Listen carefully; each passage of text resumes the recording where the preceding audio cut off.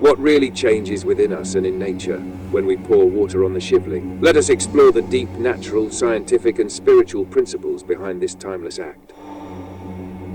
Part 1. Nature's balance and the purification of the 5 elements. When you pour water on the shivling, not only does Lord Shiva become pleased, but the very nature that created you becomes pleased with you too. And when nature is pleased with you, then know this: none of your efforts will go in vain. There will be no disease, no obstacles in your path. Why? Because human beings didn't create nature.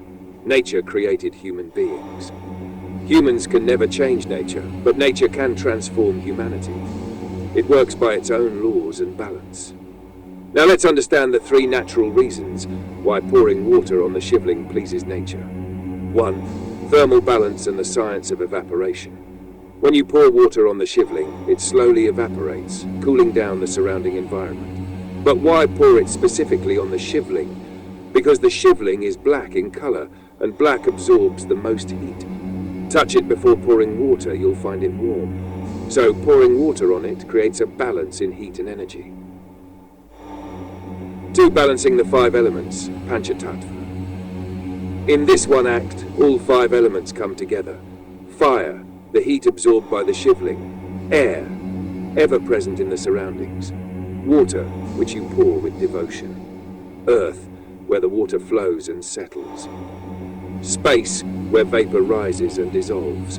This sacred act brings balance to the 5 elements and thus to the entire living system of nature. Welfare of all living beings and collective energy. When nature is balanced, all beings live in peace and harmony, and this universal harmony is initiated by your one simple offering. So when you pour water on the shivling, you're not just performing a ritual, you're invoking blessings for all life. Now, let's move deeper. Part 2. Nature and the universe. One energy, one consciousness. Have you ever wondered why nature and the universe follow the same laws? Because Shiva, cosmic consciousness, and nature equals the living extension of that consciousness. When you touch nature, you are touching Shiva. Water, the memory-holding consciousness. Scientists have proven that water holds memory and emotion. So when you offer it with devotion, it carries your intent to Shiva and returns as solutions and healing. Trees, the silent form of Shiva. Trees stand tall, still and giving, just like Shiva. They offer shade, fruits, oxygen and life, asking nothing in return. So serving trees equals serving Shiva. Nature, your first teacher. Learn flow from rivers, stillness from mountains, patience from trees, expansion from the sky, endurance from the earth. He who learns from nature walks the path of the true yogi. Shiva, the inner you. Shiva is not somewhere outside, he lives within you. When you pour water on the shivling, you're cleansing your own inner consciousness. It purifies both your body and your soul. Part 3. Awakening of inner consciousness. Shiva's Tandav, nature's warning. When we harm nature, cut trees, pollute rivers, we awaken Shiva's Tandav. And this is not just a dance, it is a warning from the universe. When balance breaks, the cosmos begins to tremble. Pouring water, a living meditation. Every drop becomes a prayer. O Shiva, connect me with nature. Make me silent and strong like a tree. Make me one who gives with no expectations. So now, don't just pour water, live nature. Speak to a tree each day. Clean a water body once a week. Feed a being with food or water monthly. And feel Shiva within yourself every moment.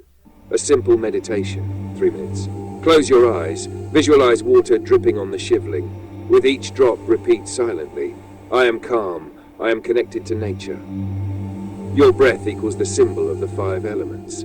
Soon, you become the shivling within. Part 4, karma, silence and inner direction. Pouring water, giving direction to your life. Each morning as you pour water, you give your mind a silent command.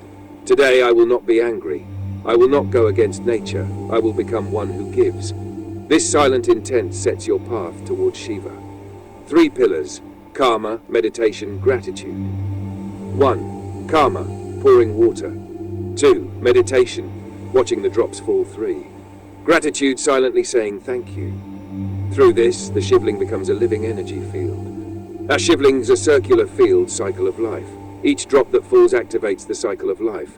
Pure actions equals energy expands. Impure actions, balance breaks. Om Namah Shivaya.